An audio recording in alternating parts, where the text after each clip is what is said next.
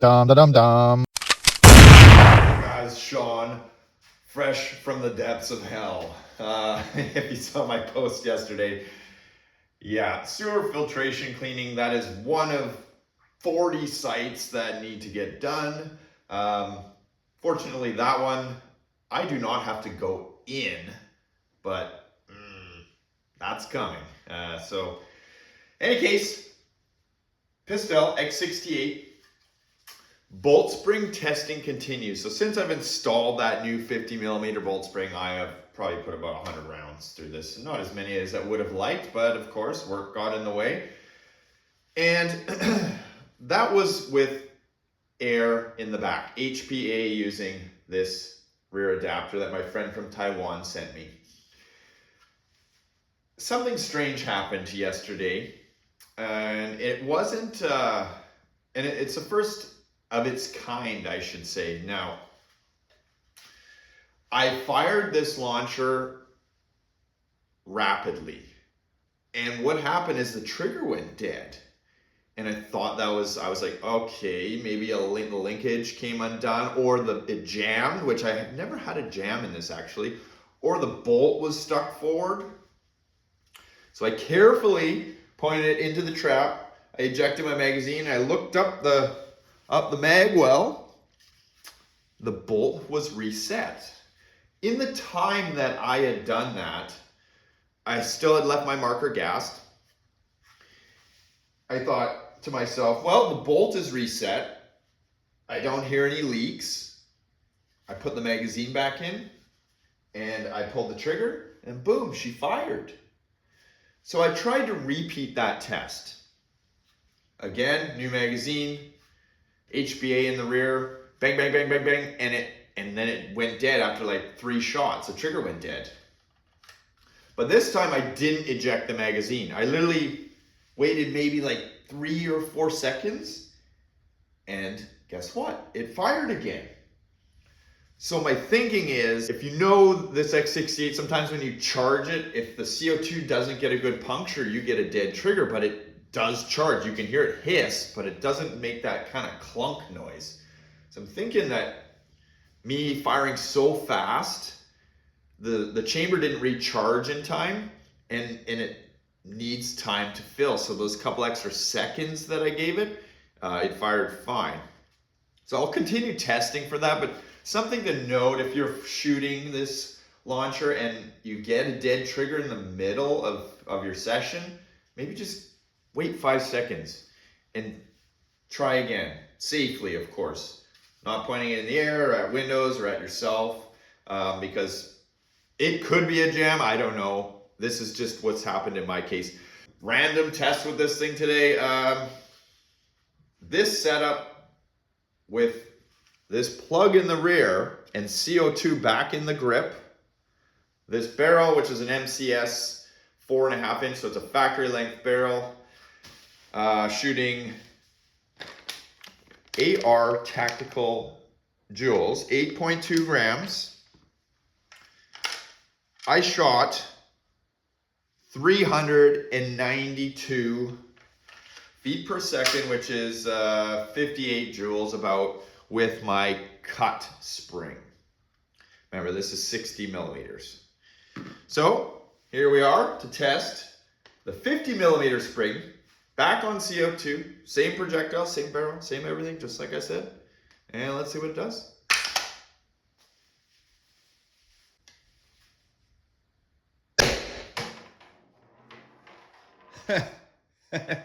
$392, exactly the same. I did not plan that, guys. I did not plan that. And of note, I look back at that video, it shot 392 twice.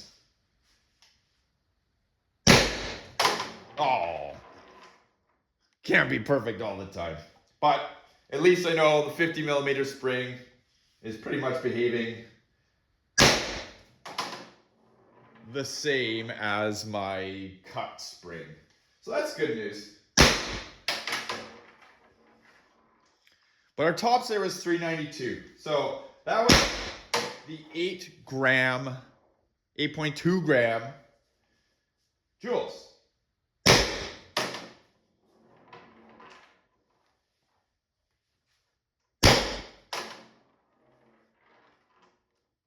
think that was it. It is. 392 is whatever I said, 58 point something. You'll see it on the screen. I'm going to try the new 10 gram AR Tactical Jewels and see if there's any improvement. Normally speaking, heavier projectiles with CO2 do better. You know, not a ton better, but well, if you're going from one extreme to the other, so if you're going from like a 3 gram to a 10 gram in a CO2 pistol, generally the heavier one, you're going to see your best energy just because of that extra dwell time. Just to make this interesting, how about the winner? It turns out the highest energy gets the juice. We'll try this 90 gram. I can't remember how much is probably left in that, but it should be sufficient. 10 gram or 9.9 gram AR Tactical Jewels. These guys, they're marked 684. Mine are more like a 683. Puncture and shoot. Other note, anytime you guys see me shooting, I'm generally shooting about 70 degrees Fahrenheit. Some days it's warmer, but if you don't hear me say, like right now, it's 71 degrees Fahrenheit in here. So the tests are not inflated, and if they are, like I'm running it under hot water like I've done in the past, I most definitely will tell you guys.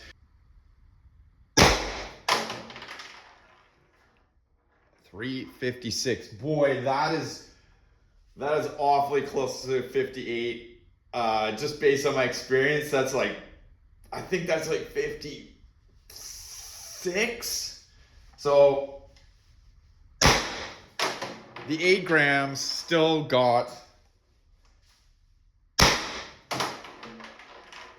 the 10 grams beat.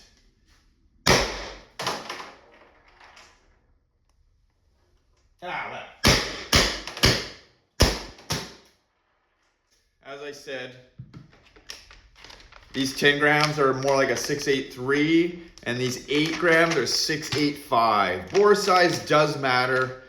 It's not like critical, but you know, if there's like a huge variance there, like you got a very large barrel and a very small ball, blow by does count for something. So for this, I'm just gonna put the regular factory cap back in just because I don't have to keep remembering to actually lock it in. So like on this Umarex cap, when I use it, if you don't keep it locked like that and you have air in the back, it literally just pisses out your grip. I'm forgetful sometimes. And I'll remove this plug from the rear. And see there, and now here, we'll have a closer look at these, you know what I was talking about. See those 2 little holes there? There's one on the left there and one on the right. My theory behind that, we're having to wait a little bit for it to refill, is because obviously the air has to squeeze through those tiny little holes, and the X68 is sensitive. It needs that pop to set that bolt, if you haven't noticed. Then I got my adapters on there. Will they go in? Oh no, I need that 3rd adapter again.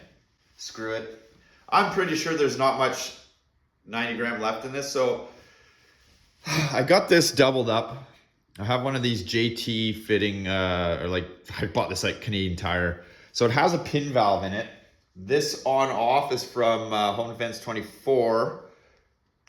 Let's see if I can separate the two.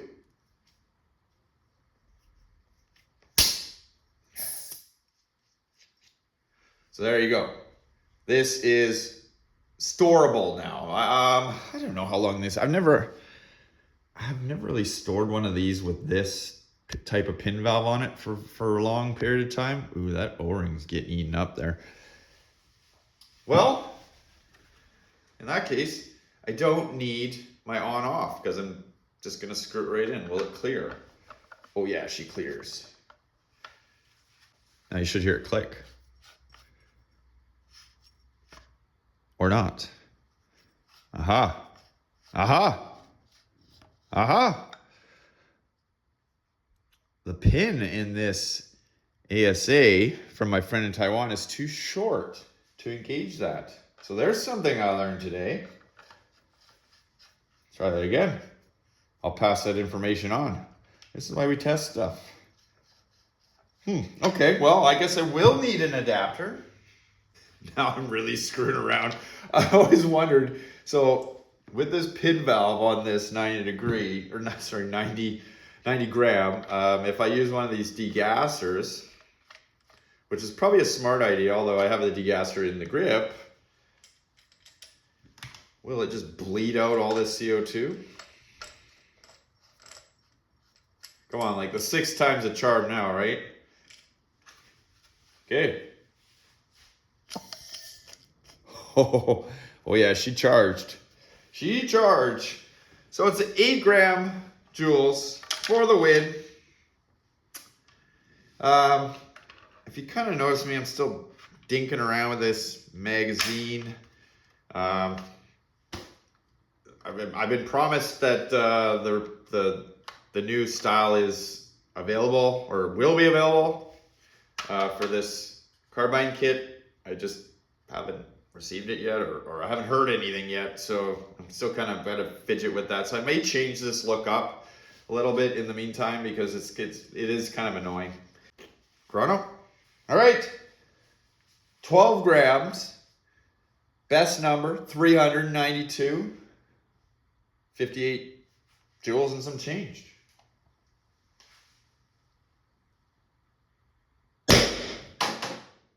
Oh, this CO2 is definitely down. It is definitely down. Well, that was disappointing.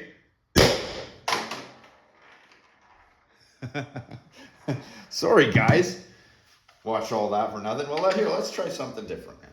Just rapid fire this and see if I can get it to do that weird dead trigger that I got. Oh, there we got it. So I'm gonna wait. Now I'm gonna try again. Right? It's only on the really fast rapid fire.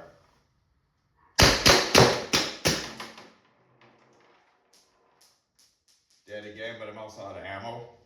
But I'm waiting.